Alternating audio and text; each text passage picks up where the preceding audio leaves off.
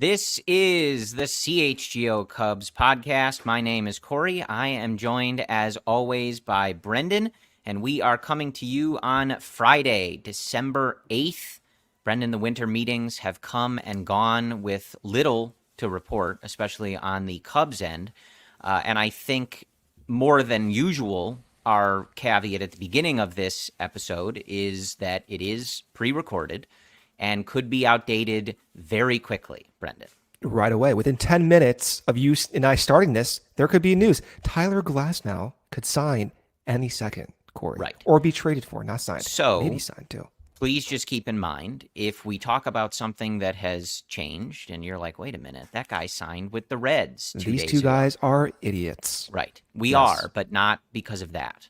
Yes. Yeah. For just other keep things. that in mind. Of course, we're reading your comments, interacting on YouTube in the replies, but do just remember that, especially this time of year, things get outdated very quickly. So we are only talking about things that have not happened as we record this. That's if Tyler Glasnow is acquired, let's say 50 minutes through this episode, would you be upset that we have to do an entirely new episode? No, because, so as we've said, the CHGO Cubs team in some form or fashion will be live if there is a need for an emergency podcast, breaking news. We will cover it, and you will have that instant reaction. The Craig Counsell news, CHGO Cubs was live on YouTube, I think within 5 minutes of that signing. So we will cover it. We will have the breaking news, but until then, yes, I would generally prefer that our episode not be outdated that quickly. But I feel like that's just the luck of the draw, man. Like over the years, even when you and I were only doing an audio-only podcast, like there was plenty of times where I feel like stuff happened like right after, the morning after we had a discussion. Oh, all the time. All the time. But this is the business, Corey. This is what we signed up for. And I'll take it. If there's an emergency podcast, generally that's good. Most of the time, that's good. Unless you Darvish is traded on a late December evening and it ruins the next 3 years of our lives. Yes. No, I think that was probably the most expletives you and I have laid in I did that episode outside in my parents' house in Arizona by the pool with those terrible headphones you currently have on right now. That was my microphone. Just spouting off nonsense. Which we were right, by the way, just saying. Great. So winter meetings have come and gone. Shout out to our CHGO Cubs crew. Both our Cubs crew and our Sox crew were out at the winter meetings in Nashville. Great job by our guys, Luke, Cody, and Ryan throughout the week. Really great coverage. Great interview with John Morosi. Some other folks they had on there. They had Ben Zobrist back on the podcast. So please do go and check out the CHGO Sports YouTube page. Check out all the coverage from our crew out there in Nashville. I know our guy Ryan Herrera had some great written content, got some great video content from the interviews and press conferences and stuff. So please do check all that out. It was a really great week of coverage from the rest of our CHGO Cubs team. But Brendan, that all brings us here. And this is an odd episode, I think, because I think a lot of people were expecting more action at the winter meetings. So Jeimer Candelario is off the board. He goes to the Reds on a 3-year deal. Juan Soto is off the board. The Yankees, Brian Cashman, the team to pull the trigger on that and send over the big prospect package to the San Diego Padres. But we still wait for Shohei Ohtani. We still continue to read the rumors about the aforementioned Tyler Glasnow or Shane Bieber. We heard more talk of Christopher Morel. We heard potential talk that the president of baseball operations of our favorite baseball team was sternly speaking to reporters to ask them to stop speaking about Christopher Morel in certain respects. At least I think that was where we landed on what that conversation was about. Who knows, right? So the winter meetings really didn't produce that much action. So how do you feel as we sit here today? I feel slightly more anxious. We Yeah. got we got news that it appears as if Ohtani is leading towards the Dodgers or the Blue Jays, the Cubs, at least currently as of December 7th evening. It does not appear as if the Cubs are above the Blue Jays or the Dodgers Right. in Now, that I will say, contest. to jump in there, though, like, I think like Mark Feinsand, I think even Jeff Passan in some of the conversations, they have still included the Cubs as being potentially in the mix. Listen, all right. I'm just gonna operate as if it's not happening. Yeah. Okay. I'm done. I can't do this to myself anymore. But I really did think, and I said this last show, that Shohei would have signed by now. And it's because he did not sign that you and I have no moves to talk about other than the Juan Yeah. Soto and Jeimer Candelario decisions. This is what happens until Shohei signs, then the corresponding moves are not going to happen. Then we'll see Yeah. Yamamoto. Then maybe we'll see trades and signings across the board. But until Ohtani signs, this is what it is. Right. And, you know, and of course, Cody Bellinger, right? Who, you That know, one's going to be a late one, I feel like. sure, but it, you Like know, a it does January seem, you know, type the deal. Yankees did seem like one of the potential best suitors there. True. And so I think that at least we've talked a lot about how teams would have to pivot when any of these dominoes fell. And that is certainly one that the Cubs, if they're interested in keeping Cody Bellinger, especially if they're interested in keeping him at a relatively lower price, Yeah. I don't think that hurts. The Yankees aren't the only team that are going to be bidding or were going to be bidding on Bellinger's services, but that was definitely one of the most talked about, I think, potential landing spots. So if they have obviously found themselves a new outfielder, a new left-handed power hitter, perhaps they are out on that conversation. How do you feel, Corey? Because I about knew everything. Yeah, I knew. Our off the air conversations. I knew if Soto was traded and Otani's potential as a Cub is low, you would not be in a good mental spot. And I kind of sense that you're not in a good mental spot right now. It's a tough And spot. the It really size is. says it all, folks.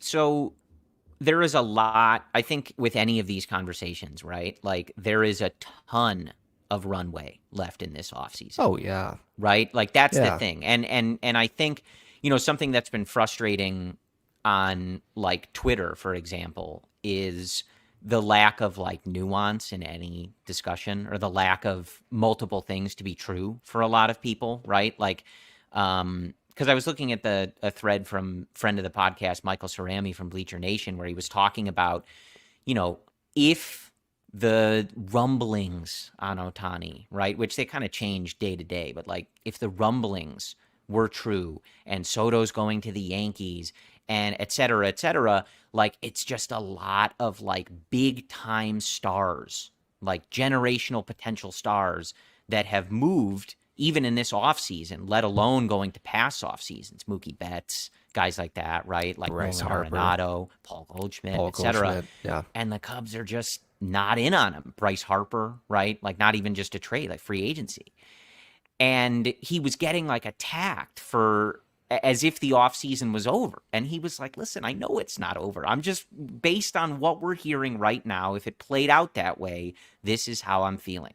And so I find myself somewhere in the middle of all of this, which is an impossible place to be if you're tweeting about it, right? Like, Yeah. I am getting impatient. I will admit that. I am getting a little, I would say, nervous, you know?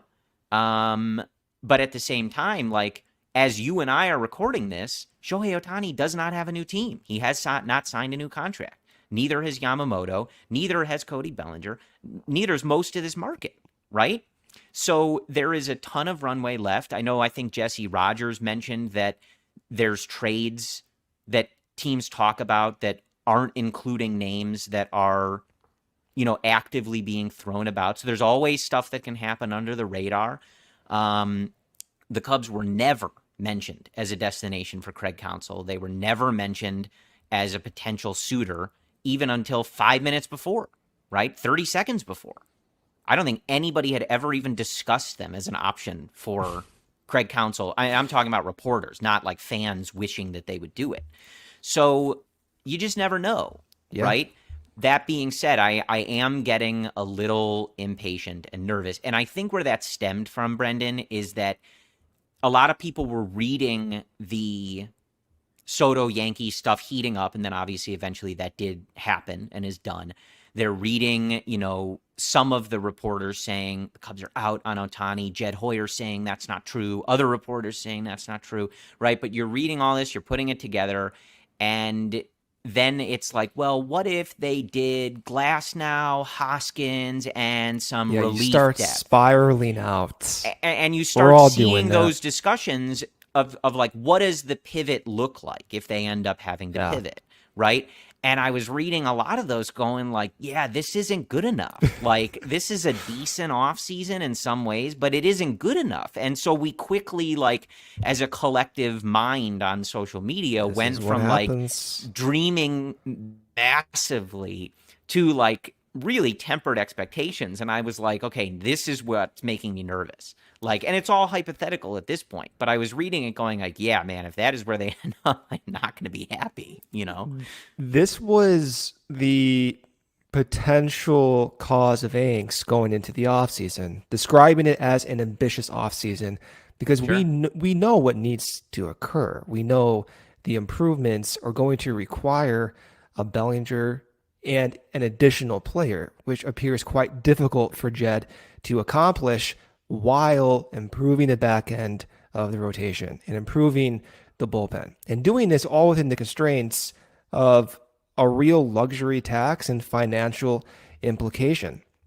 We'll get into all of those fine details, I'm sure, in the show.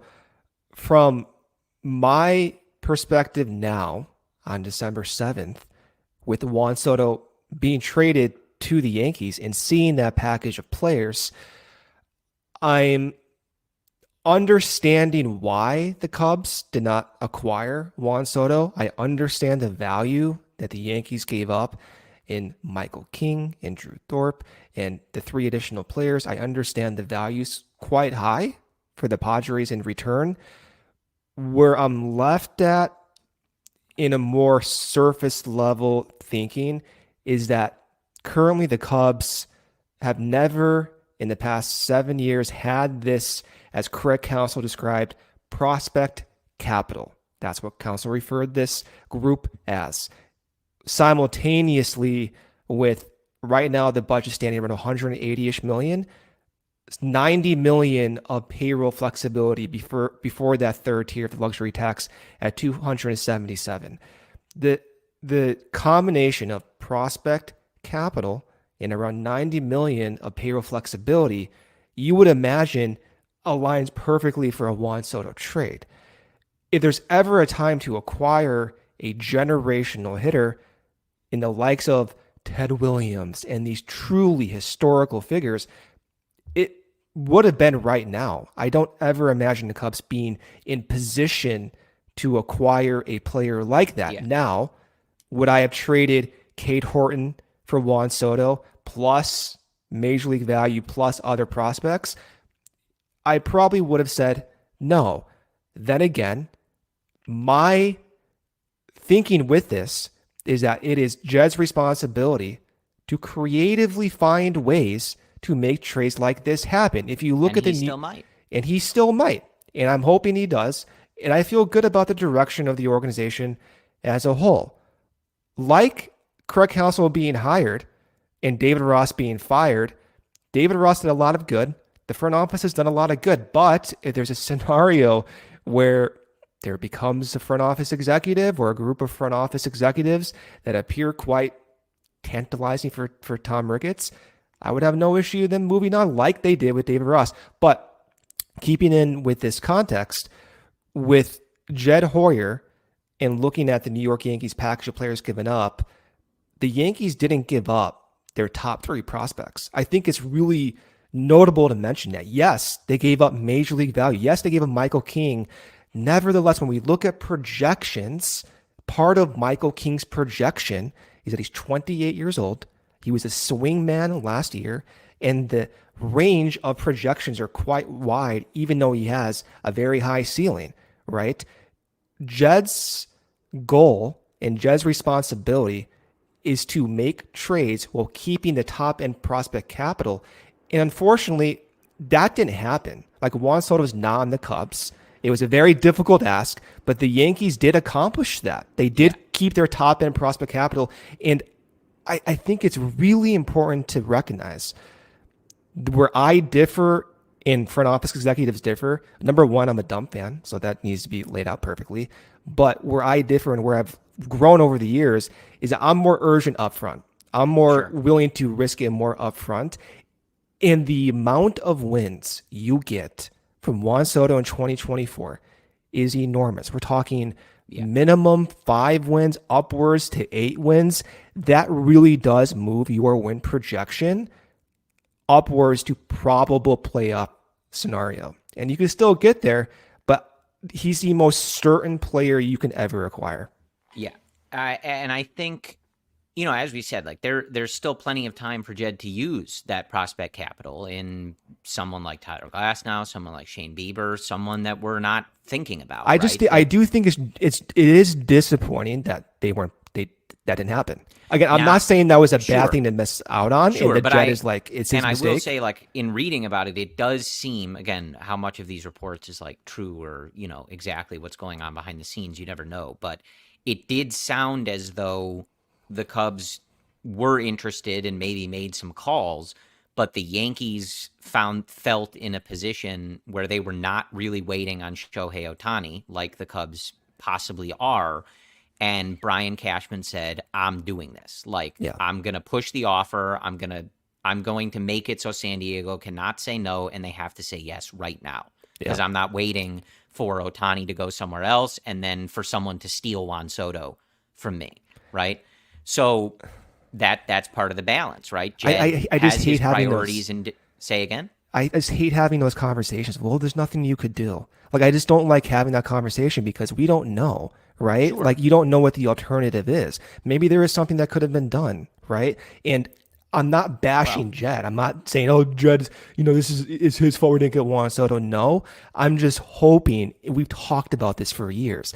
I am really hoping for a trade where it doesn't look obvious and it happens, like how Craig Counsell was signed surprisingly. I'm waiting for one of those trades. Well, and so after this week too, Alex Verdugo was traded from the Red Sox to the Yankees. Like, you look back at that Mookie Betts trade. I mean, the Red Sox turned Mookie Betts into a steaming pile of garbage. That's what that trade resulted in. It did absolutely nothing for the Boston Red Sox organization. Yeah. And so what you're alluding to is I want to be on the other side of that at some point. Like, I want to be the Dodgers acquiring Mookie Betts and looking back a few years later and being like, like that was a joke of a trade, right? Yeah, and that trade, in the history of that trade, it first started with a 3-team deal and it fell apart. Right. That was with Kenta Maeda in Minnesota. It fell apart. But initially it involved a 3-team construct. Yeah. So it was creative. Here's what I would say on the Juan Soto stuff. Like, I wanted them to do that. He's an unbelievable player. And I think the tricky part of this offseason in particular, each offseason is different, but I think where this offseason differs from last year, if you just want to compare it to last year, like, great shortstop class, right? But most of them, on the older-ish side in some cases, and signing massive deals and, certain health issues, debatable sort of like where they fit into like the star status of the league. I think for all of them, right? This offseason's different. Like, in terms of Ohtani and Juan Soto in particular, because we all assumed, as was proven correct, that Juan Soto was available, you are talking about like the absolute top tier of Major League Baseball players that are potentially available to you, right? And so it doesn't have to be Juan Soto that they use this prospect capital to improve with. It doesn't have to be Shohei Ohtani that they go out and sign the biggest contract in Chicago Cubs history. It doesn't have to be those two guys. But there's not a lot of players in their stratosphere. And so I think that's where you have people, and again, by the time we record this, maybe Shohei Ohtani's a Cub, right? amazing, right? This episode will never go out if that happens, by the way. That's true. Yeah. But it's one of those where it's like at some point I want the Cubs to be in on these absolute stars. Yeah. And this is where I was saying that the sort of trouble with social media is that there's no ability for multiple things to be true, right? I want them to get stars. I want them to be the team making the biggest move of the offseason. If they don't, though, that doesn't mean they can't be successful. And that's where the sort of nuance is lost in a lot of these social media discussions. If I say that on Twitter, like right now, right? Like, I'm so pissed they didn't get Juan Soto. A bunch of the replies are going to be, there's a lot of time left. What if they got it? I didn't say that. I didn't say that they couldn't still do it. It doesn't mean I don't want Juan Soto, though. And like, you look back, man, and part of the reason everybody, not just because they're so good, but because of what they represent. Like, you go back so long, right?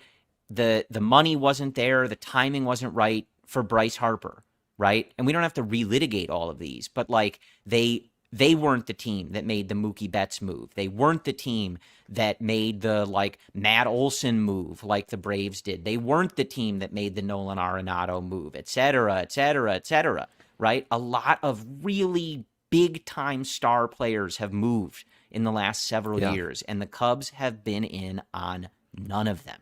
That's disappointing to a degree, right? Like, and that's just in a vacuum, right? Like, Brian Cashman said this, right? And Brian Cashman is not a perfect baseball executive. If you talk to fans in New York, they would have run him out of there several years ago, whatever, right? But he said about Juan Soto that it reminded him of George Steinbrenner's like philosophy about the New York Yankees. And that was that the best players in the world should play baseball in New York for the New York Yankees. I want that attitude. I want that to happen. I'm not going to apologize for that. It doesn't mean that the 2024 Chicago Cubs cannot be good without Juan Soto or Shohei Ohtani. It does not mean that there's no possible path for this offseason to be successful without those guys. But like, I am not at all ashamed to say, like, I want the Cubs to get stars, the best players in the world, not build an off season of 5 guys where it's like, yeah, maybe this could work out, right? Like, I don't think that's a crazy thing for us to say, right? I think we have a tendency to zoom in on the current free agent market and the current trade market in the upcoming season for better and for worse. However, to your point, if you zoom out and you evaluate the Cubs in a 5-year window, as front offices project 5-10-year windows for playoff possibilities and World Series probability. Also just happens to be about the same length as your new manager is signed. So funny how that works. If you zoom out, when you and I express disappointment about not getting Juan Soto, what we're not saying is, I wish they traded Cade Horton and our top prospects. That's not what we're saying. What I'm saying is I somewhat, loathe is a very strong word. So I don't want to use the word loathe, but I can't find a different, a softer word right now. So I'm going to stick with it. I loathe the situation that the Cubs are in where the context doesn't align with getting Juan Soto. How does that happen? I'm not sure. I do a show with you once a week, and then I go do something else for the next 90%. Hopefully Jed was busy locking down Shohei, and then it's like, oh, great, that's a great reason, yeah. Maybe that's what it is.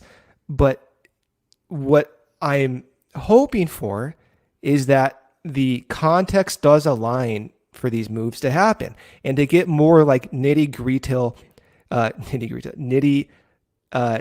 on like the fine resolution. The trade deadline last year was a good example where the Cubs were hamstrung because they made poor free agent signings and some good ones prior to 2023. The proximity to the first tier of the luxury tax at the trade deadline prohibited them from acquiring better relievers and more reliable relievers in addition to Jose Guas.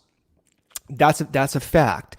In 2024, because they missed the mark on Tucker Barnhart and Trey Mancini, $10 million could be the difference in them acquiring Shane Bieber, who's projected to make $15 million or so in arbitration, versus Tyler Glasnow, who's actually going to make $25 million. That's a $10 million difference.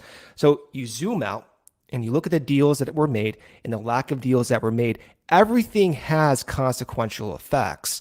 So I don't like talking about Juan Soto and Shohei Ohtani and these trades and lack of trades without also thinking about the context and the previous moves over the years that got them in this situation. And again, there's a lot of good. There's a lot of good going forward, but most front offices are middling. There's only a few good front offices in the league that stick around. The Dodgers are one of them. The Braves appear to be on that trajectory, and the Rays are an incubator for big market teams. That's how it's been for the past decade. The Cubs are not in that tier right now. They're trending towards that tier. Craig Breslow was poached from this front office. It appears quite good for their future. Is it good enough? These are the off seasons that define if it's good enough. I hope it is. I'm still holding that hope, and there's a lot of runway left for it. Yeah, so we'll hit our first ad break here. Again, it's a very nuanced discussion. Like, that's why it can go on for so long. That's why there's so many different angles of it. I mean, are we being negative, you think? Do you think we're being negative? I don't think we're so. being negative. I don't think so. Yeah. No. I mean, Listen, I don't know how much clearer we can be that there is a ton of offseason left. There are a ton of players available, and there is obviously any number of paths for Jed Hoyer to make this team better, win the division, and get us to a place where everybody's happy and vibing at Wrigley Field again, right? Yeah. I don't know how much clearer we could be about that. I will not at the same time. And I'm not writing off Shohei. I don't think we have, right? But I am not going to apologize or feel wrong about wanting this team who is valued at the value they're at, who charges the ticket prices that they do, right? And whose entire brass has been talking about winning and not making the playoffs, not being good, et cetera, et cetera. I'm not going to apologize for holding them or wanting to hold them to the absolute highest standard. And you should. That involves getting the best players. So there's plenty of time for Jed to do that, and I hope that he does. But Juan Soto was an opportunity to do that. It's okay that they didn't, but it's also, I think, okay for fans to wish that they had done that and been the team that does that. Because, and here's what we'll finish with, and we'll hit our first ad break. You can look at the prospect capital that the Yankees sent. You can parse over their rankings in the MLB pipeline, this, that, and the other. Talk about Juan Soto only having 1 year on his deal, et cetera, et cetera. But at the end of the day, the New York Yankees have Juan Soto in the middle of their lineup, and nobody else does. Yeah. There you go. There you go. And that's where I fall back in some disappointment. Let's do this first ad break here. Come back around. I do want to talk, I don't know what you have on schedule here, but I do want to talk about some of the payroll implications for 2024 with the remaining free agents and with whom the Cubs have been connected, because I think it does provide some ideas of how Jed could operate from here on out. So let's hit our first ad break here. Corey, it's getting easier for businesses to switch to electric vehicles. That's something we all can get behind for the health of the planet and for all the well-being for all of us who share it.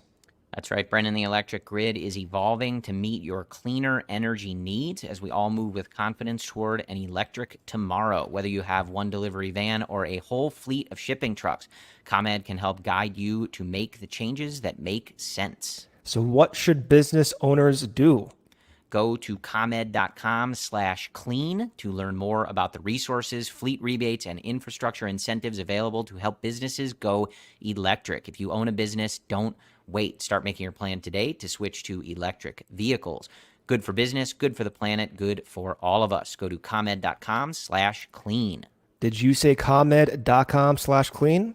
That's right, Brendan. Go now and see how going electric connects us to a better way of doing business and a better future for generations to come. CHGO is supported, Corey, also by Goose Island Beer Company, Chicago's beer since 1988. They have a deep beer roster, the Oktoberfest, the Beer Hug family, the 312 Wheat Ale, and the Full Pocket Pilsner. The everyday beer is what the brewers are drinking. Grab ultra fresh brewery exclusive beers at Goose Island's original brewhouse on Clybourne Avenue in Lincoln Park or from their tap room on Fulton Street in Westtown. Goose Island Beer Company, Chicago's beer. All right, Brendan. Yeah, I needed some 312 throughout those winter meetings. Yeah. Just a very I need some right now. Very stressful time. Yeah, still stressed. Yeah. So there's a lot of ways to go here, but I think that sort of finishes this sort of like big fish conversation. Again, like the Shohei stuff is not resolved, and by all accounts, they want, he's wanted the teams to shut up about the whole process, and we've heard basically nothing from the Chicago Cubs. What I want really, Brendan, is nothing more than for when Craig Counsell was asked like 20 minutes after Dave Roberts said that they had met with him, and Craig Counsell was like, no, I've never met with him. I want so bad to learn that that was a lie. And Craig was just ready. He knew to shut up, and Dave Roberts did not, right? I want that so bad. I mean, I wish I could have seen Dave Roberts' face when he read that text message. Yeah. I was hoping we would get that. I was searching for it, but we never got it. What a mistake. How stupid can you be? I would be shocked if that like cost them anything. But either way, from a leverage perspective, I'm hoping it does. You shouldn't say that either. You know what I Dave mean? Roberts cost you $10 million added to the contract. That's your penalty. Great. But yeah, I would love for not, because like when we saw that video and you were like, well, Craig said he didn't meet with him, or we got that video, I was like, what if he's lying? Like, that's what I want, Him and Jed were in a back room somewhere going, do not say anything. We say nothing, right? Well, when do you think the Cubs met with Shohei? Because Jed was late on the first day of the meetings. I don't think you and I should talk about it. Oh, that's right. What if Shohei watches this show? He does. I'm sorry. I know. Did I cost a Cubs Shohei Ohtani? I don't Fire me. Yeah, I don't know. There's a lot of differing reports. It depends who you believe. We'll see, right? I believe Bob Nightingale. He's my guy. He said the Cubs are out. I know. Being sarcastic, Corey. No, I sold it that's well, the though. wrong guy. I sold it well. Is it Nightingale? Yeah. Is that how you say his last name? Yeah. I don't think he deserves for me to say his last name properly, if I'm being honest. Not. Yeah. So there are a lot of other rumors. This is where we have to kind of direct things. The Tyler Glasnow stuff still heating up, but there's been mention that other teams are interested. So, at least as far as we're recording this, that's not like some slam dunk, as it has kind of appeared maybe at times. A lot of Rhys Hoskins chatter as well to the Cubs. I think that would make sense, but, that definitely feels like more of a C kind of move, right? Yeah. Like not your primary move to address the offense. Cody Bellinger still out there, of course, still connected to the Cubs, but a lot of the thinking is kind of like the Cubs hoping to wait that out and for Cody to need to come back for a more reasonable contract, maybe not too dissimilar from the Dansby Swanson situation, right? Maybe. See everybody sign a bunch of these massive deals, hope Cody doesn't get one, and say, hey, how about 7 at, a really nice price? And then he goes, yeah, sure. I love playing at Wrigley Field. So we're still waiting, still trying to piece it together. But I don't think, you and I talked about Glasnow pretty extensively last week. So if you want our thoughts on that, you can check out our episode from last Friday. The, too long didn't read version. We'd like him. The Cubs should do that. We would like him in the rotation. We talked a lot about his potential limitations, needing more depth, as he's only thrown 120 innings in his career one time, and that was last year, et cetera, et cetera. Our full thoughts in the last episode. I don't think we've talked about Rhys Hoskins, though, at all. So I do want to take at least just a second to offer a thought on that in case that happens at some point. I think, even that, like if he's, at this point, we'll take any signing. I think we would just jump on and do an emergency show, even if it was a short one. I mean, dangerous words, but sure. Yeah, just because something would have happened, right? Sure. I like the idea. I like the idea of adding Rhys Hoskins, but like I said, not as a primary offensive move. And I think, to me, again, like I go back to basically how I positioned this offseason the entire time, right? I want to end this offseason feeling like the prohibitive favorite in the National League Central. That's like my baseline goal for this team. It's a division that is begging for somebody to grab it by the neck and take control. right? The Cardinals have added to the rotation, but not in a way that is like striking fear in anybody. It's a rather old rotation. Some guys definitely past their prime, right? And at least at the moment, things can always change. Like, they're not giving the impression of like, hey, we're rebuilding ourselves into like the juggernaut of the NL Central, right? The Brewers lose Craig Counsell to the Chicago Cubs. They lose David Stearns to the New York Mets. Brandon Woodruff, they let go. They don't want to hold on to him, while he's rehabbing and stuff. There was an article the other day that I was reading about how they may continue to unload some guys, and maybe they're kind of in the process of going backwards, maybe not like pushing forward on this particular group that they have. Pirates and Reds making some moves, Jeimer Candelario, but again, like, nobody in this division has planted that flag of like, we are running away with this division. We are better than all of you, and we know it. I'd like the Cubs to do that. And in order to get there, you have to remember, right? Like, Cody Bellinger and his production currently not here anymore. Marcus Stroman and his production currently not here anymore. And I was in the camp, and I think you were too, of being totally fine, if not glad, that he opted out, right? I wanted the flexibility. But you can't forget, though, like, he's a very reliable bet to go at least 25 starts, if not closer to 30, of pretty solid pitching, right? He was a Cy Young candidate for the first portion of the season. He got hurt. Obviously, he was not good in those starts before his injury. Why they brought him back and went about that at the end of the year, we'll never really know. That was a mess, right? But that's still a lot of starts, a lot of innings of very high-quality pitching, right, that you have to replace. And if we want the team to get better, you have to add on to the production from those guys that you were missing. So my initial thought with Hoskins is like, yeah, I'm into it. Obviously, there's some risk coming off the injury, hasn't played in a while. But if he can be the bat that he had been pretty consistently for the Phillies, I like that a lot at first base. And it significantly raises the floor on the absolute mess that they started at first base to begin 2023, right? And kind of continued with for several months. So I'm into it, but not as a primary move. It depends how the contract is structured. If it's a multi-year Sure, deal, I might have some issues with it. If it's a 1-year Bellinger-esque deal for $18 million to $22 million, sure, I'm fine with that. At some point, I want to look at a projection and not be concerned about it. Sure. I want to look at a 90-win projection and be like, all right, that makes a lot of sense.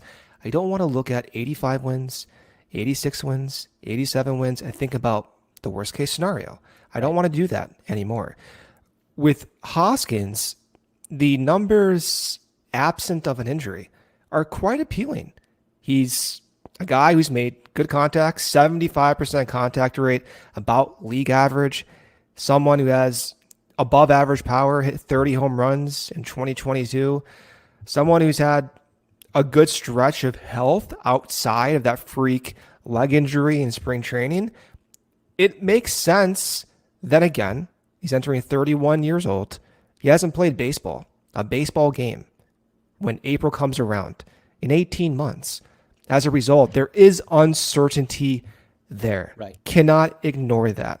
When I look at the Cubs roster, I look at Justin Steele, I look at the current Cubs lineup, I look at even Christopher Morel.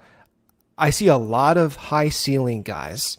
I also see guys who you have to account for perhaps not living up to their average projection due to their histories. Yeah. We have to account for Justin Steele's late development and his forearm strain last year. And likewise, we have to account for Rhys Hoskins' injury and the uncertainty with his age. The Cubs have made mistakes signing aging free agents. Look no further than Trey Mancini, for example.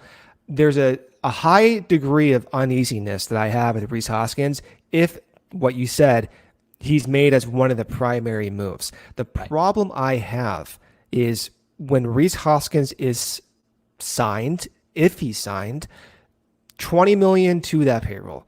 That puts them now around $200 million in committed payroll. All of a sudden, you're around $30 million before that first tier of the tax. You add Glass now to that. Now you're at $225 million. Now you're $8 million away from that first tier tax. That's where they were last year entering the season. Okay, at that 225 mark.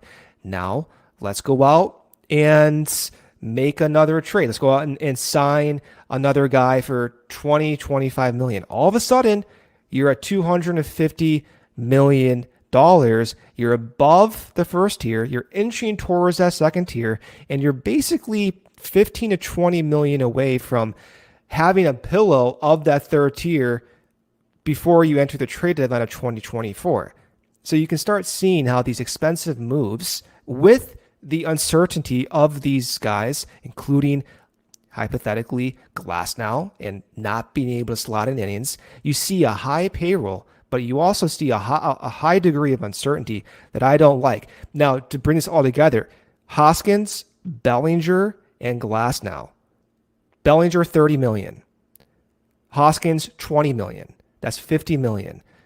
Glass now at 25, 75 million. Right now, they're around 185-ish, okay? You're at $260 million.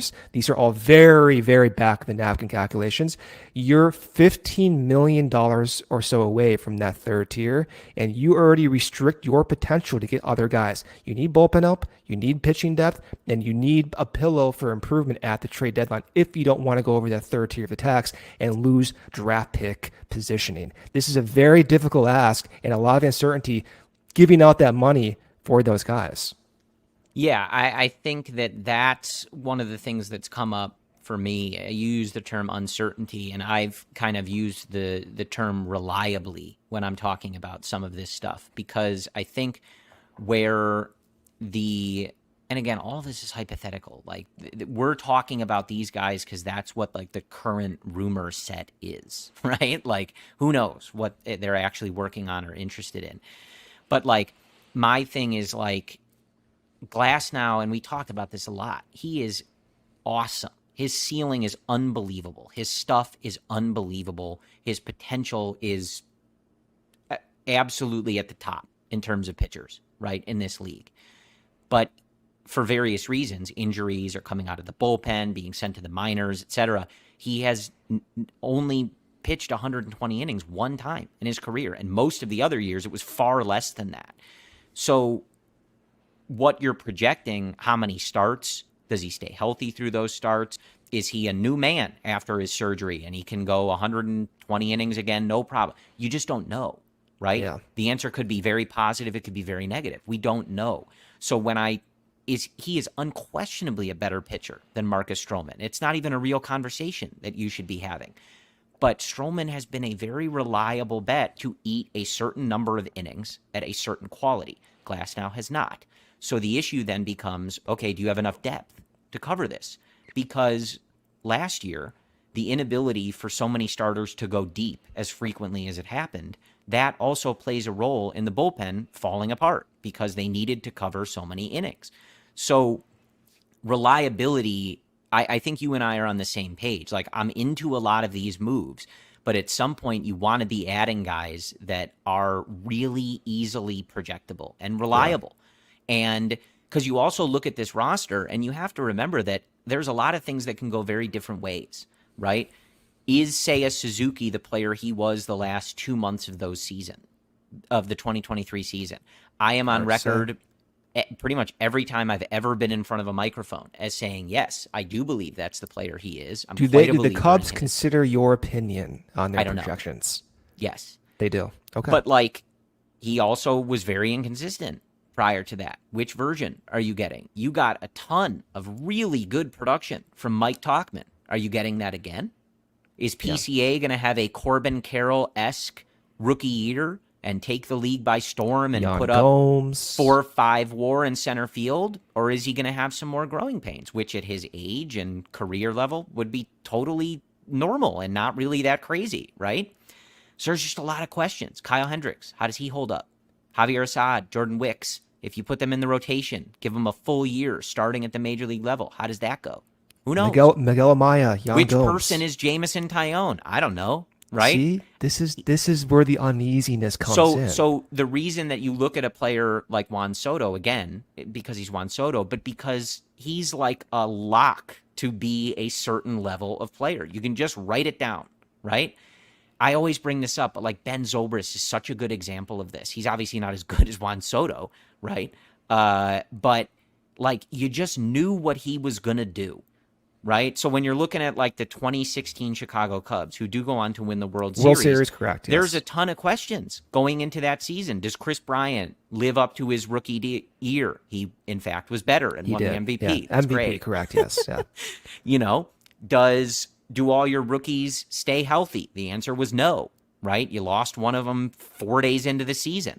Right? I was there for that. It was my fault.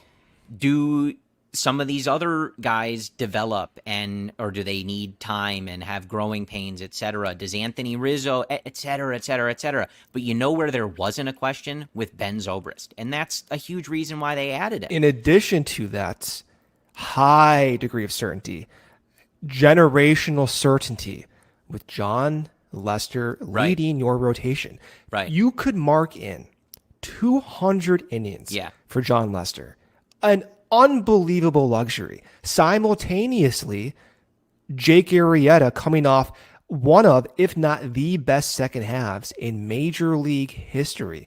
You can slot in 2 starting pitchers with Cy Young potential and the capacity to start 33 games with 200 innings. Right. That certainty is something that's not even on the Cubs' potential radar next year, unless you trade these top prospects. Yeah. So again, like it's not always necessary to compare everything to the 2016 Cubs. That won the World Series. Yeah, that's why we do it. The reason I bring it up is because reliability is important in building a roster and setting how you feel about a team. And again, there's a lot of things that we just talked about. I hope, and in a lot of cases, I believe they're going to go the right way. They're going to lean towards a more positive outcome. I think Jameson Tyone is the pitcher we saw more in the second half, and I think they'll be able to work on a lot of those troubles he dealt with, and he'll be a better pitcher. I think I have no issue believing that and saying that. I think Seiya Suzuki is a really, really good hitter, and I think he's going to be...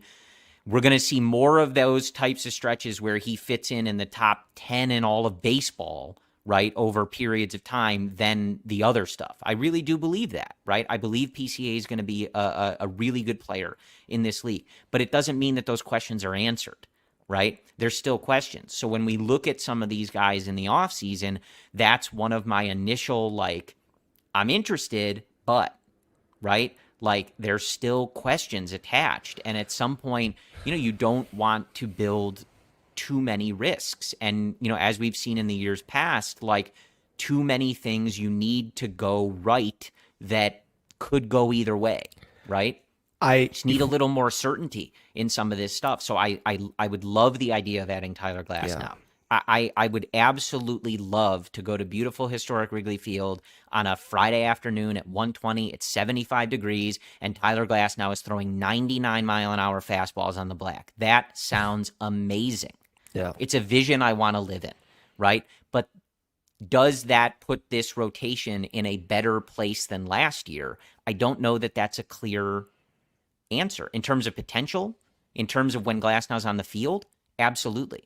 But in terms of how they cover all of those innings and how they do so reliably and comfortably without having that bleed over into the bullpen and things like that, I don't know. I don't know if that question is answered, right? Before I do the second ad break here, I can use your exact philosophy and argue why Juan Soto was not a good idea for Jed to trade for. Yeah, do that. Right? So... But this is, it comes back, before I make that argument, it comes back full circle why I'm uneasy about this team right now. And I've always been like this, even dating back to like the middle of the season last year. You laid out all these uncertainties with their core players, Seiya Suzuki, Justin Steele, etc., etc. Some of them. Hear me out. I don't really have too much uncertainty about Steele. Well, you have to maybe I more so do on stability and durability. We are always scared about pitchers. I am. That's why John Lester, I was never scared about John Lester. Did you ever hear me freak out about John Lester? Honest to God, never, right? No. I need that in my life again somehow. Yeah. But if you can make the argument that because of the uncertainty projecting the future for the Cubs, acquiring Juan Soto and putting your win projection from 85 to 88, 89, 80, 90, it might make sense. But if you look at it in a 5-year window, which is what everyone's going to come back and saying why they didn't want to trade Juan Soto, it may not have resulted in the most playoff opportunities, right? Therefore, because we have all this uncertainty with the Major League roster, I need to account for that risk by retaining the high volume of prospect capital, right? And I think that's obviously what Jed Hoyer is doing, and it's obviously how he's operated under the past 3 to 4 years. Now, bring this full circle with my angst. I operate as, again, I always preface this as a dumb fan. My risk weights are quite different. And I think there is some validity to this because while I don't want to trade the entire farm system for Juan Soto and give out all this money up front to front load everything and leave the team susceptible to decline in the immediate future, there's still a huge, massive degree of uncertainty in projecting teams. I always use this analogy. If you bring a projected model to a company and you say, hey, here's my great new model. It has a standard deviation of, 30% error. You are fired. You are not getting that job. The ability to project baseball is so damn hard, Corey. Therefore, if there is an opportunity to win up front, I am going to take that while still accounting for the risk a year from now, 2 years from now, 3 years from now. And where my angst lies is that I feel as if Jed is accounting for risk a little bit too much. And I don't know if it's because of the recent history and not developing prospects at the anticipated rate. Nevertheless, it appears as if he's operating in a much larger window. And I don't think you can project that long-term window as accurate as maybe we all would hope and maybe even Jed hopes. Sometimes it seems, you wish that Jed had more of an attitude that the sun may engulf us all at any moment. And yes, we should just try to win the World Series as quickly as possible. Yeah, and maybe that is, the right way to approach all this. Is that not how he looks at things? Oh, I wish he did. Imagine if he said that like in a press conference. We made the deal because we might all be dead soon. I don't know, Oh my gosh. All right, let me do this ad break here before we get too off topic. Charlie the Bacon Guy, Corey. Charlie the Bacon Guy is based out of Woodridge, Illinois. He makes craft bacon and bacon jams in over 30 different flavors. The bacon and bacon jams are all natural, all naturally cured, no fancy preservatives. There aren't any ingredients that Charlie can't pronounce himself involved in the process. Unlike most store-bought bacon, is vacuum sealed and freezes great. It lasts in the fridge up to 45 days and 6 months in the freezer. Bacon jam lasts about 60 days in the fridge, or usually about 20 seconds in my house, and up to 6 months in the freezer. Some favorites are the maple pepper, the Nashville hot, French toast, buffalo ranch, jalapeno, garlic. There's also original flavors like the bourbon, spicy, peach. The bacon jam goes perfectly on anything: in scrambled eggs, toast, crackers, burgers, grilled cheese, cinnamon rolls, or Charlie's favorite, the spoon. You can pick it up the most efficient way, or he will deliver it to you, meet you halfway, or even ship it. He makes the bacon so you can bring it home starting now until December 15th. You can save 10% off your order at charliethebaconguy.com when you use CHGO10. Get your orders in and use that code to save. Second break here. With Empire today, you get to shop at home convenience, the right products for your needs, quick and professional installation, and a low price guarantee. Empire can't be beaten on quality, service, speed, or competitors advertise low products that Empire simply won't carry. Empire won't promise the lowest prices because anyone who does, that is putting flooring in your home that they would not put in theirs. Empire's philosophy is to help you find what you need, not overwhelm you with thousands of choices and substitutes. What they leave out of their selection is as important as what they put in. Empire's product team exhaustively combs through thousands of product samples each year to find the perfect styles. What I like most about Empire is they have this virtual floor designer. It's a great way to see how new floors look in any space. It's easy.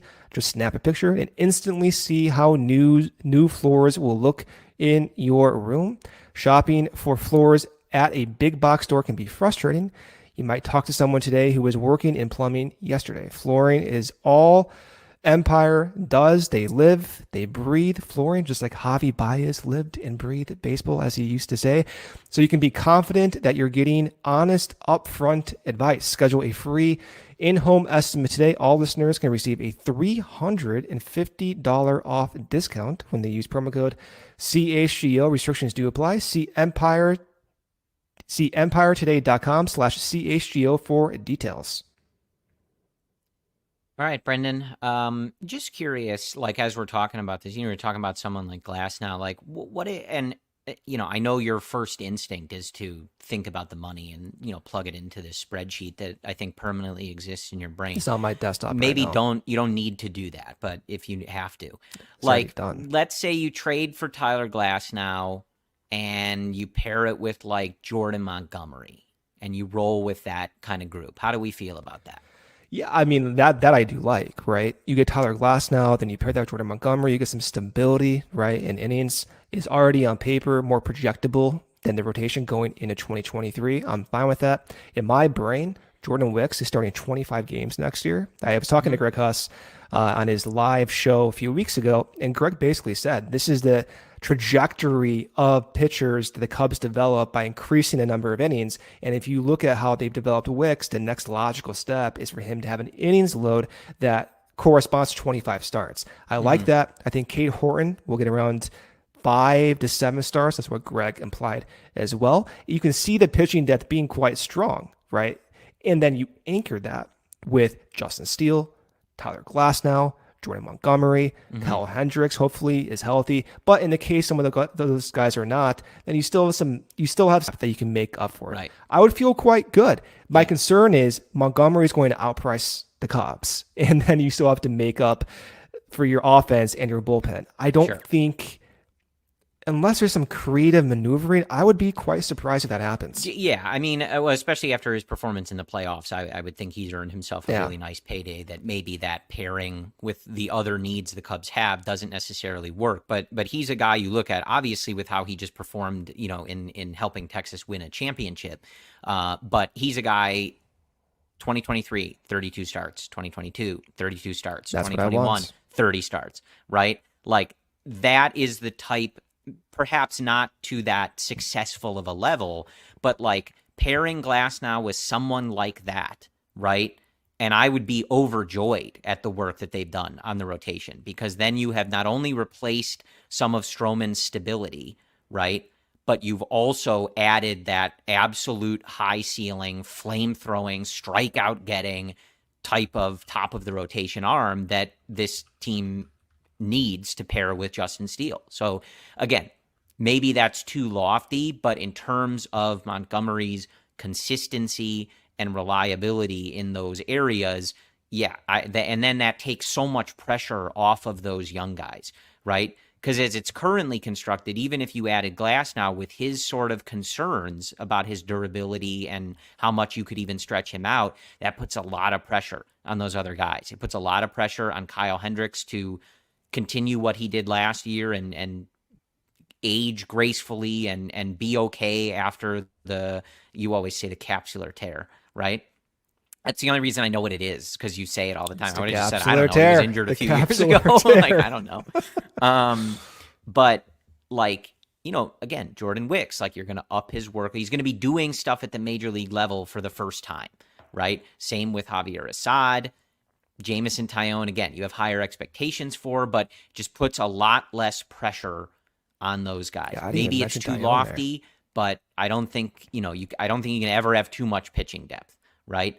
And like I said, you saw it last year with like the Drew Smyly stuff when you did have Stroman get hurt, when you had Steele get hurt, when you had Taillon at certain points being basically unusable, right? Like unstartable. Like you need a lot of pitchers. You need a lot of people to cover those innings. It's never as simple as those first 5 or 6, right? And again, like it helps the bullpen. Having reliable starters that eat innings and you can trust helps the bullpen, because then you don't need 3 different guys to be multi-inning, innings eaters and have Adbert Alzolay pitch literally every single day. Yeah. So that's how I feel, sort of about the rotation. I think there might be a time where the Cubs have to pick a lane and they can't address the offense and pitching simultaneously to the degree that you and I would like them to.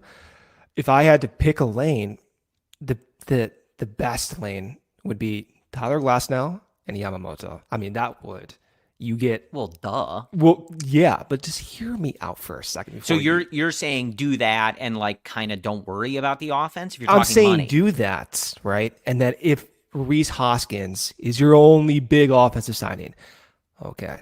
Mm-hmm. At first I'd be like, I wish we could do more. But I see what you mean. If I take a step back and you start playing the whole probability game like I always do in my brain, that still might appease me, even though that's not your the rotation direction. Has the potential to be nasty. We have a rotation of multiple aces right there. So I would be okay with that, even though there's still uncertainty with you. Are a healthy Tyler Glasnow and normally adjusting to a new league Yamamoto away from just a monster. If you can get to September and all those guys are healthy, Yamamoto, Justin Steele, Tyler Glasnow, Kyle Hendricks, Jameson Taillon. Oh my God! And with Craig Counsell. Good luck, everybody. Yeah. Right. So no, I hear you on that. I agree. I will say though, as time is going on and we're seeing the market develop, we're seeing Jeimer Candelario go off the board. We're seeing a lot of teams are interested in Yamamoto services and seeing Ohtani's potential dimming for the Cubs, although again, it could happen. Yeah. I am starting to want Bellinger much more, right? Okay. And you're seeing some of the context change for the Cubs. Bellinger's camp, Scott Boras, is requesting $300 million. I doubt that happens. There's just no way. You look at Eduardo Rodriguez, you look at Jeimer Candelario. I think those deals set the market for where Bellinger could end up between some low-end projections, like MLB Trade Rumors had him at, I think, $150 million. Maybe it wasn't them. Yeah, I'm like, all right. 6 years, I think. Yeah, like sign me up now. I think somewhere between 150 and 200 is where he ends up. The Dansby comparison is perfect. I think like 7 years for 177 might be 1 year too long for Jed, but somewhere in that 6-year range of 28-ish or so million. Sign me up for that. Good base, athleticism, defense, an insurance policy for PCA. Shift over to first base if you need to. Who knows where Say Happ will be in 2-3 years. He can go to the corner outfield if need be. High base with that contact, power capacity through the roof, max exit velocity very high. Bellinger, as time goes on, is someone that I'm establishing a higher priority towards.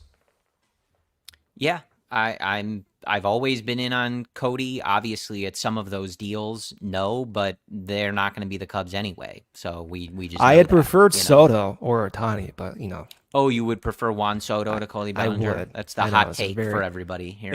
And stop the presses. And Yamamoto and Glasnow. Those are my hot takes. Right. Okay. All right. Let me jot this down. Brendan prefers Shohei Ohtani to Cody Bellinger. Don't forget Yamamoto in that. Right. No, by the way. Yeah. Okay. Yeah, lot of avenues. I do want to. We're obviously going long, which is risky because this episode may never see the light of day. Have you checked Twitter? Yes. Since you've been doing this, yeah, we're good. I'm making sure. Okay. hell, breaking news for us right now would be great. Like, then it's not outdated. We can talk about it right now. But there's a lot of avenues for Jed Hoyer to take. I did want to talk a little, we were talking about Craig Counsell and just like joking about, if you were able to give him just a lethal sort of pitching staff and watching him kind of work his magic on how to utilize those guys.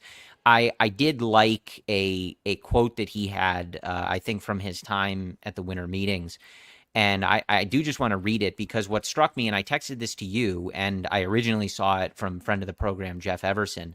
It just struck me, and you and I had like the same thought, where I was like, I don't think David Ross could say this. Like, if he said this, I would be like, who's talking right now? So I just want to read this. Please do. Craig Counsell said, quote, "We're solving for wins. That's it. You win with players. There are 26 players you get a chance to do that with. How you utilize them is different. What they're good at is different. If you can get one player who adds up to a lot of wins, that's helpful. There's no question about it. But you're solving for wins. That's a puzzle you're putting together. That's the hard part about roster building, and it's the challenge every team faces in an offseason with player movement."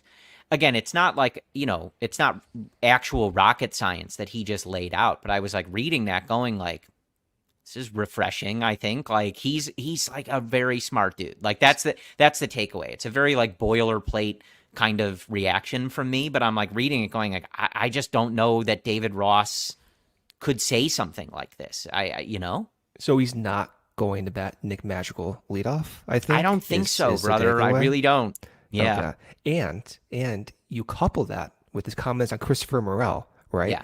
And I'm watching this. I'm asking myself, is this the Chicago Cubs that I know?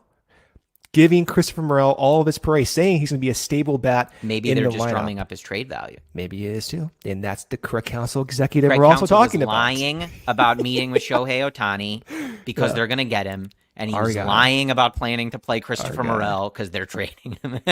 Craig Counsell has two jobs. Yeah. Manager and PR. Assistant to the GM. 3 jobs and PR. Right. He's doing it all. Only 4 people that truly know where Shohei Ohtani are going. Shohei Ohtani himself, Craig Counsell, Jed Hoyer, Dansby Swanson. I bet Dansby does know. I bet he does. I feel like he begs to be in some of those meetings. Like, let me do it, Jed. Man. Like, let me, Just give me one chance. And like with Shohei, Jed's like, listen, man, like we can't tell anybody about this. Like, it's just me. I'm the only person that knows about this. He's like, no. Like, let me sit in. Let me sit in. Yeah. I would have loved to hear the conversation between Craig Counsell and Dansby Swanson, like the very first conversation. Sure. I would love that. Counsell did say I don't know if he said the first 3 guys, but he did mention by name. He talked to Ian. He talked to Dansby. He talked to, I think he said Nico too. Probably Nico would be my guess. Yeah. And it just made my day. It made my day. That's the group right there. Yeah. Yeah. I don't know. I imagine that Dansby got off the phone with Craig Counsell and like turned to his wife Mallory and was like, "Oh, let's ride." This is gonna be great. Yeah. And she's like, "Great, I'm going to have to listen to you on the phone with the manager for 3 hours after every game, like breaking down tape or whatever it is." Dude, I can't wait for when Dansby does play a playoff game for the Cubs with Nico, with these attitudes, with Ian, with Adbral, Justin Steele. You talk about electricity and vibes. Oh my God. This is what everybody wants, man. God. Like here's the thing too. Like that's what I also realized about like the off-season stuff. And I feel like, I don't know, maybe I used to wade into it more on social media, just like putting my thoughts out there, like getting involved in every conversation. I've just done so less in this past year or last couple of years. Cause like one, obviously, I'm on I do the show with you once or twice a week. I'm in the studio sometimes, but like, I just feel like so much of the core, like we all just want the Cubs to be good, right? And I think sometimes that almost gets lost in the discussions where it's like we all have the same goal. Maybe we disagree about how we get there, or you and I differ on how important one particular player is to that goal. But like at the end of the day, what you just described is all anybody wants. right? So whether you're Listen. listening to like that beginning of our conversation, like, oh my gosh, shut up about Juan Soto. Who I cares? Like, there's guarantee plenty of you some players. people did. Of course. And you're Yeah. entitled to that opinion. Go for But it. like at the end of the day, the only reason we're talking about that is because we just want the Cubs to win championships, which I think is the same thing all of you want, right? This is baseball. To your point, sometimes we get lost in that. Yeah. This is baseball. Like, it is okay to express disappointment that we missed out on MVP caliber players. And by the way, us fans, listeners, unfortunately, the reality is, like, we really don't know the fine details, and Well, we there's never no will. stake. Who And there's cares no if you and I stake. are wrong, If you're right? listening, I don't if care. if you're listening to us and you're like, oh, like these guys know what they're talking about, like I think we do. But like you talk about reliability and confidence, you can't give both of us any reliability or confidence that we know what we're saying is objectively true in reality. Like that's just what it is. Yet some of us. Brendan is at least presenting you guys with numbers and graphs. I If you're try taking my- anything I say with anything more than a grain of salt. I try my best. I really do. But at the end of the day, I recognize that what we say, what I put out, there's a huge degree of error, and we are fans. Let's just all accept that we're all stupid together and we just want the Cubs to win. Yeah, but I just thought of that because you're painting that picture, and I was like, look, like that's all anybody wants. Like we're all going to disagree about how to get there. We're all going to disagree about how to spend somebody else's money that's none of ours. Although obviously a lot of us contribute to that money, but it's not our money anymore.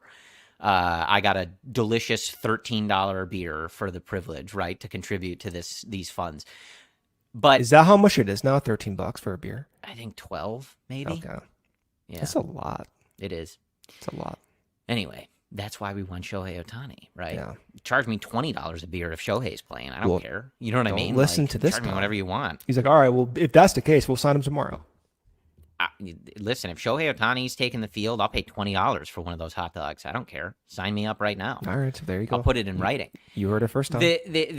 But ultimately, like that's the thing. It's been a long time since this team has been in the playoffs. If you want to count 2020, that's your prerogative. But there were no we didn't get to go to that, and it was a shortened season, so it counts. It was a fake season. Well, it's its own thing, right? But it's Yeah. been a long time since this team has been earnest, right? Like in the playoffs, the Wrigley Field atmosphere, everybody together for that common cause. And we miss it. We want it back. And this organization should be at a standard where we don't go this long without it, I think. So that's why so much pressure, I think, has been applied to this offseason. And that's why the conversations are the way that they are. But yeah, there's a lot of different avenues, Brendan. And I think like we derailed it, but like back to your, and we'll do another ad break since we're going long here. But, you know, the conversation on Christopher Morel, getting back to even just Counsell, like I read that quote because I was just thrilled listening to him. Like,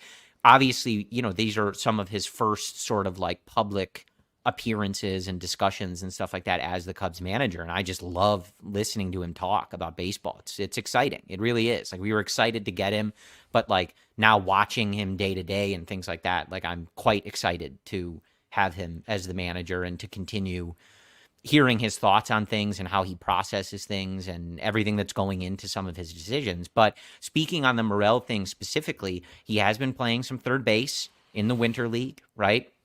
I think he's been leading off in a lot of those games. And, you know, hearing Counsell say that it's important for him to be on the field, it's important for him to find a defensive position. We heard that, I think, from Carter Hawkins. I think we've heard it from Jed. We've heard it from everybody under the sun, right? That is another potential, like, variable, right? As you go into this year, like, let's say they enter the year and say, you know what? He's shown us enough. He's going to work at third base every day. He is going to be our third baseman, right? We're not going to spend the money on an over 30 and declining Matt Chapman, right? We're not going to swing a trade for somebody. We're not going to do this platoon with 4 different people thing. It's Christopher Morel's job and his job to lose. And, it, you know, obviously you would have to put in some work to do that, but we believe in that bat. We need it on the field. We need that athleticism. That's a potentially huge sort of like, without knowing the rest of the offseason, if we took that as true today, like that's what they're going to do. I mean, talk about a massive swing potential, right, for how this season goes. Because if he Literally. does figure out how to play third base, he dials in that throwing angle, his athleticism, his speed. Obviously, there's a lot of potential, man. Like you and I have talked about him and his swing, his contact rate, his K rate, all this over and over and over again. But like the adjustments he's made and still only being 24 years old, I would be very excited about the potential for them to sort of say, like, we are committing to him. I'm into it, honestly. Yeah. This is kind of like a nerdy thing to say, but From you?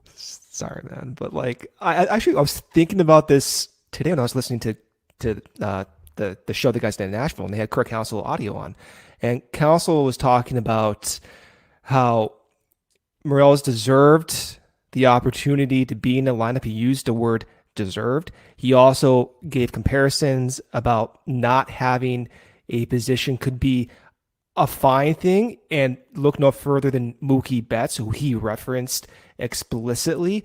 The nerdy thing I was going to say, though, when Counsell brought up the whole deserved thing, is that quote didn't really ring. It didn't. I read that quote about Betts in the positional verse. It didn't really ring to me.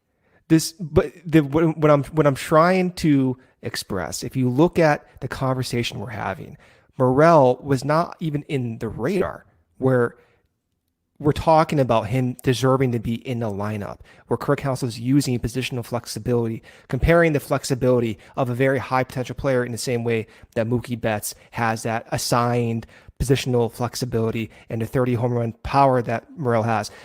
Here's what I'm trying to say. There are times when you watch Christopher Morel and he's at the plate and he's spitting on pitches low and away. He's taking pitches, he's working at bats, he's working the count full, fouling off pitches, and finishing them with opposite field power, and he looks like one of the best hitters in the league. And it's those rare flashes that we've seen that I don't see from many other players.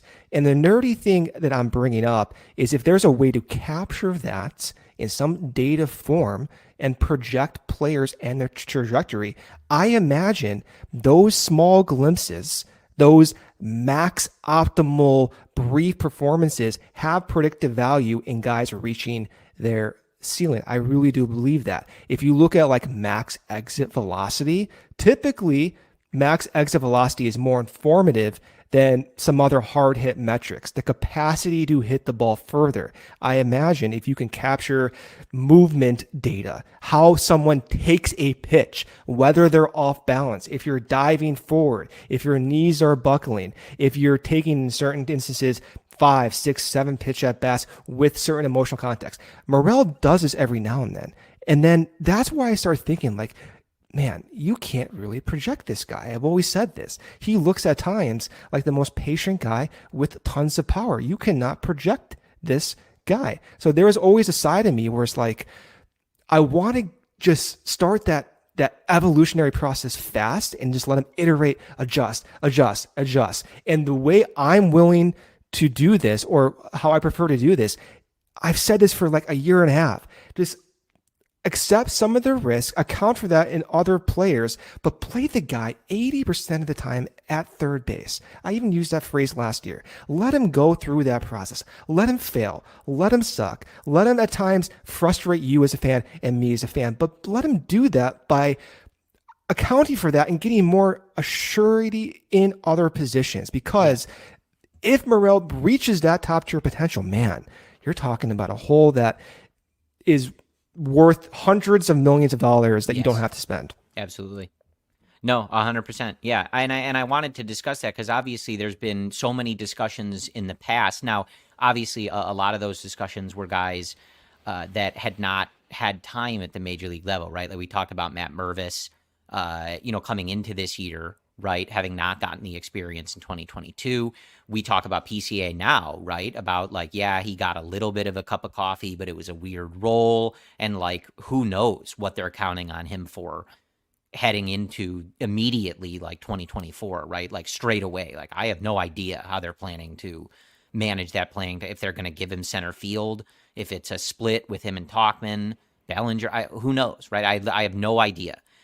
Morel, though, is like, obviously he's had much more major league experience than those guys. So as I said, it's a different thing. But I think he just represents, he deserves that opportunity, right? And if they don't want to commit big money or make a big trade to fill the third base hole, and they want to say, we're letting this guy try it, I believe that he has earned that, right? And certainly there's questions about the defense and, maybe how he continues to adjust as a hitter. But I think unlike some of these other ones where there was just like too much of a question because you hadn't seen them at the major league level, or when they were up, they didn't perform the way you wanted, et cetera, et cetera. It's like, I would be comfortable with them not addressing third base if their way of addressing it was, it's Christopher Morel's. He deserves the shot.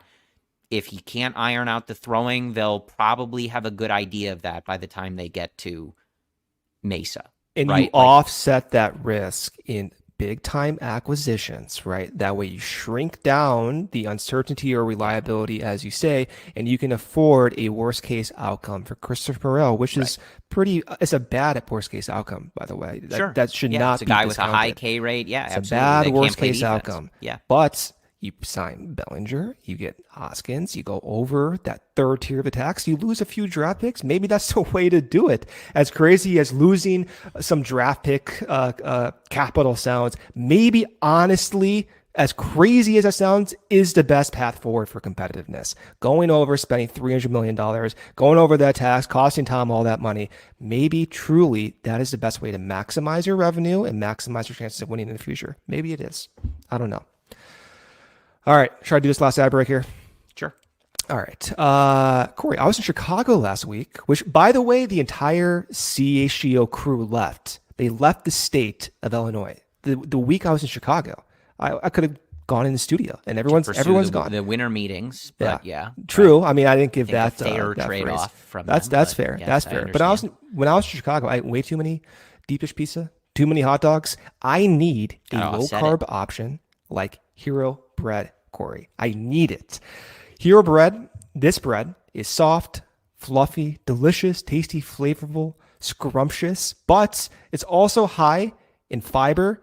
It has ultra low net carbs, 0 sugar per slice. You can get this using the code CHGO for 10% off at hero.co. Hero makes sliced breads, these healthy breads, low carb options, buns, tortillas, which I heard that's what Luke Stuckmeyer likes to eat. You can get all these again at hero.co and Amazon. Right now, Hero Bread is offering, again, the CHGO fam 10% off your first order. Go to hero.co, use code CHGO to save on Hero Bread today. That's HERO.co to save 10% off today. And if you need the perfect bag for game day, you want to put your Hero Bread in, Varsity Coolers will have you set game day and beyond with the best portable cooler and weekend duffel around. They have a unique design. They have team colors like the Chicago Bears colors, which if you're watching on our YouTube feed here, you can see in the bottom left, it's a beautiful bag. This bag also doubles as a cooler. It's waterproof, double insulated, and you can travel with and use this as a travel duffel. It also fits in a golf cart or as a carry-on luggage. It's the perfect Christmas or Hanukkah or holiday gift. 21 teams are represented in addition to the Bears, so it's the perfect gift for any football fan in your life and built to show up in style to a party or repping around town. Head over to varsitycoolers.us. Use code CHGO for 10% off your order. All right, Brendan, we can wrap up here. Again, like it's sort of disjointed, right? Because there's a lot of avenues left. I mean, that's the thing. There's a lot of different ways for the Cubs to address some of their needs or not address some of those needs, right? And I think that third base situation is clearly one of those, right? Like Morell's name has been tossed around in all sorts of hypothetical trade packages from varying degrees of sources, right? And talked about as needing to be on the field for the Chicago Cubs, right? And so that's where you hear like certain things like Matt Chapman or, everybody's lofty dream of like trading for Jose Ramirez, things like that. Like, who knows what's possible? Only delusional people think that. I by the am way. delusional. Okay, well, that's true. But, it's just one of those things where like there's so many different ways for them to approach this. And you gauge kind of the fan reaction and the pulse of things. And there's some folks who are still holding out hope for an absolute A+ of an offseason. And I see people who are like, I've seen this movie before. They're going to say they tried on Ohtani. They submitted an offer on Soto, but then they're going to say Rhys Hoskins. How exciting is everybody, right? Like, I don't know. Depends where you fall. It's a weird part of that offseason where there's a lot of potential left. So we'll see what Jed's doing. Per usual, we don't really hear a lot of connection too much for certain guys, as Jed kind of typically keeps it that way. So we'll see if some of these guys that have been named, I feel like we've been hearing Tyler Glass now forever, right? At this point, it has to happen. Right. It just seems like one of those things. But, you go back to last offseason, right? Like we heard a lot about Jose Abreu, and that never even seemed to be a real thing. So who knows, right? At the end of the day, I think, my stated goals have stayed the same. I think yours and I think most people's, right? Like I want a better team than last year, and I want a team that there's just no question that they're the best team in a division that is really easy, should be, for a team with their resources to just be dominating right now. Like we've lived through periods where the idea of dominating the NL Central is very difficult, right? Like there's been some very good teams in this division. That time is not right now. You may not get your answer, by the way. But on what? You may not have your desire to be the obvious best Central winner. Oh, seriously. Sure. Yeah. And I would be disappointed in that. Yeah. Yeah. But I mean, like I think you know what I mean, though. Like if you exist right now in the AL East saying like, I need to feel like we are unquestionably the prohibitive favorite, it's like, good luck. You know what I mean? Like there's any number of 95+ win teams in that division at any second of the day, right? Like that is not what this division is like. Like put in a serious effort, put in a serious offseason, and you should be the prohibitive favorite to win the NL Central. You would think so. The Reds are making moves, but I hope so. I mean, it might take more than you think, is what I'm trying to say. Sure. Yeah, absolutely. But that's where I want them to be. Like, Brendan, I can't be in a race for the third wild card spot again. That almost killed me. Really did. Again, if I want to be negative here, which I can be negative, if I want to be negative here, Jed might look at the win projection.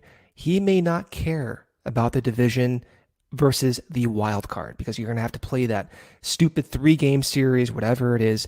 Anyway. If you're thinking you can't catch Atlanta and LA. Yeah. So he's like, you know what? I'm not going to spend that extra $15 million. Yeah, we're going to see what happens. We'll go by the trade deadline. We might make a move by then. But going into the year, you may not get your wish, and Jed may not look at this team like, you know what? Doesn't make sense to spend that money because this is the win projection as it stands right now. Good times, man. Well, I'm not going to sleep tonight. No, but I think that's what we have. As I've said before, like I'm hoping at some point we have, a new player to break